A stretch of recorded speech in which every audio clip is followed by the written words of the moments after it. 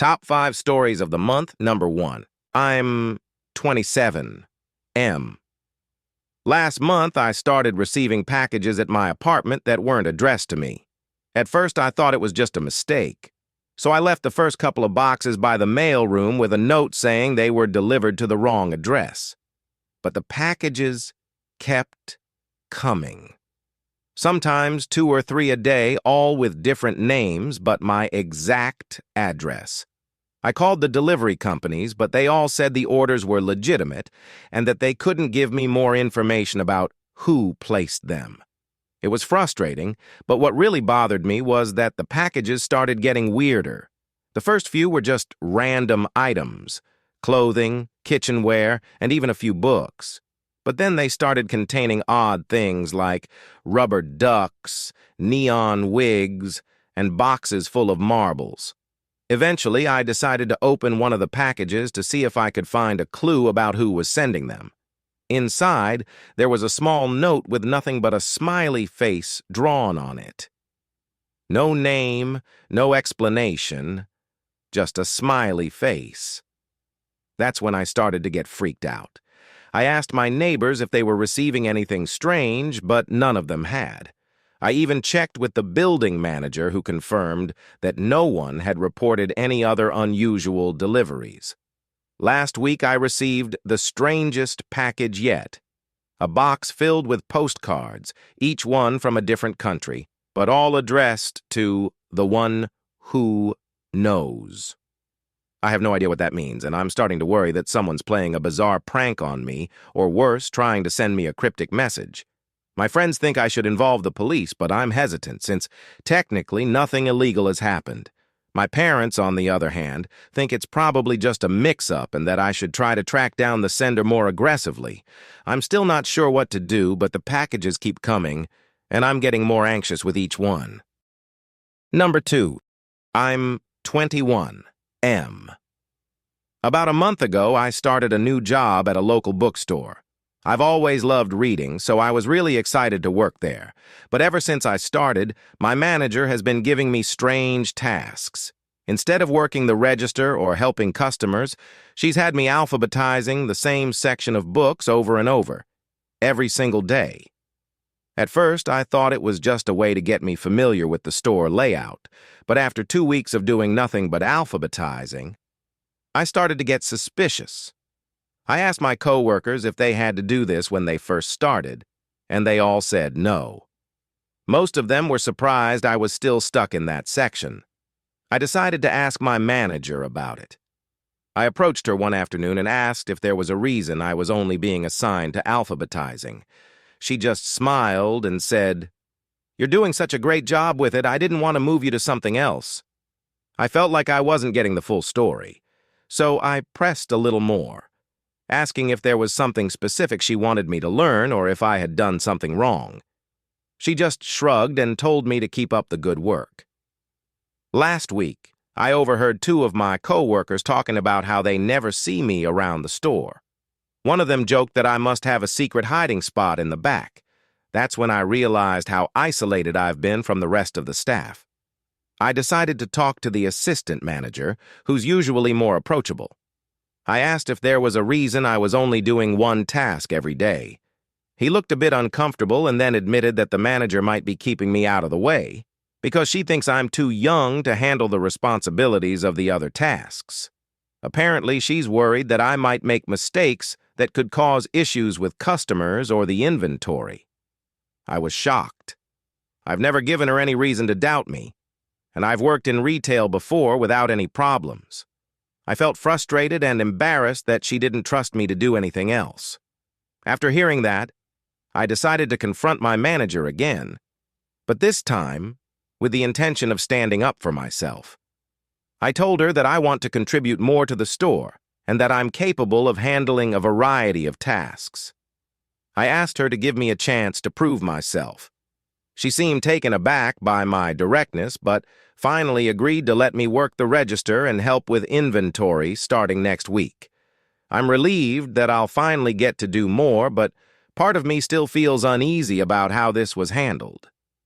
It's hard to shake the feeling that I've been underestimated from the start, and I'm not sure how things will go from here.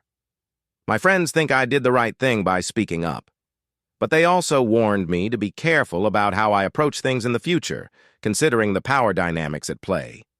My parents, on the other hand, think I should have just stuck it out until the manager decided on her own to let me do more. I'm still trying to figure out the best way to navigate this situation. Number 3. I'm 22. M. My best friend had his big 25th birthday bash 2 weeks ago, but I wasn't invited because of my job. He said he didn't want anyone who works in the same field as me there because he thought it would kill the vibe if people started talking shop at the party. He knows I work as an accountant, and apparently he was worried that having numbers people around would make the party too boring. I thought this was a ridiculous excuse, but that's what he told me, and he stuck to it. At the time, I was really hurt by this. I didn't see why my job should have anything to do with whether I could attend. It's not like I'm obsessed with talking about work all the time. I even asked him to reconsider, explaining that I just wanted to be there to celebrate with him, but he kept saying it was nothing personal, just that he wanted to keep the party atmosphere light and fun. After a few back and forths, I could tell he was getting frustrated. So I stopped asking and decided to let it go.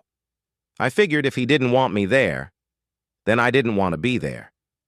Last Friday, he invited a bunch of us out to a bar to keep the birthday celebrations going. I decided not to go. When asked why, I gave everyone the same answer.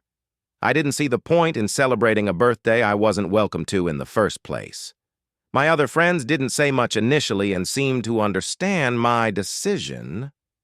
But later that night, I got a text from the birthday boy himself, saying he was disappointed that I didn't come out to celebrate with him. My friends are split on this. Some think I should have just gone to the bar and let bygones be bygones, while others say they understand why I stayed home. But when I talked to my parents about it, they said they think I might be overreacting and that it wouldn't have hurt to show up just this once to celebrate my friend. Especially since I wasn't the only one left out of the original party.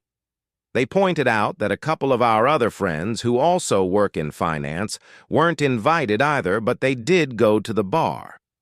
I wasn't the only one missing from the bar either, but it feels like my reason for not going is seen as less valid.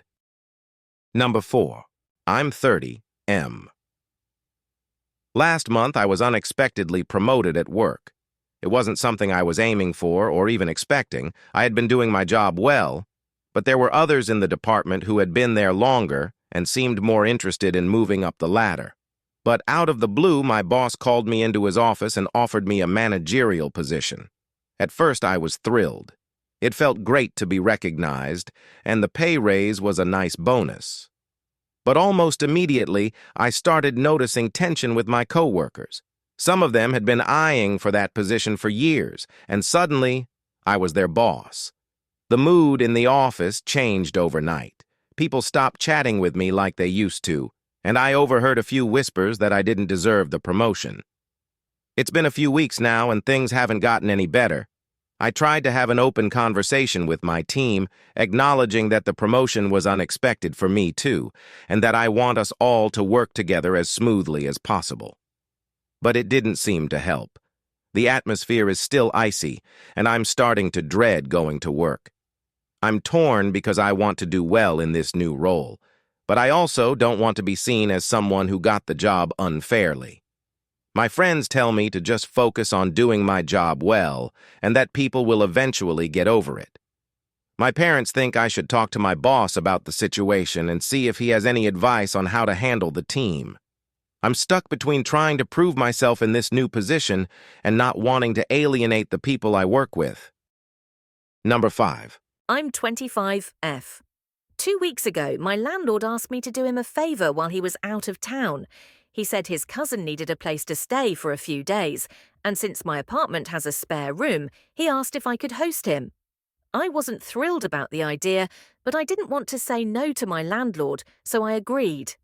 The cousin, Dave, showed up that Friday evening. He seemed nice enough at first, but things got awkward fast. He made himself at home in the living room, taking over the TV, leaving his stuff everywhere, and even inviting his friends over without asking me first. They stayed late into the night, drinking and making noise while I was trying to sleep. I confronted Dave the next morning, asking him to be more considerate since it's my apartment, and I wasn't comfortable with the way things were going. He apologized, but the behavior continued. He'd eat my food without asking, leave dishes in the sink, and kept bringing people over. By the end of the weekend, I was fed up and texted my landlord, asking when Dave was planning to leave.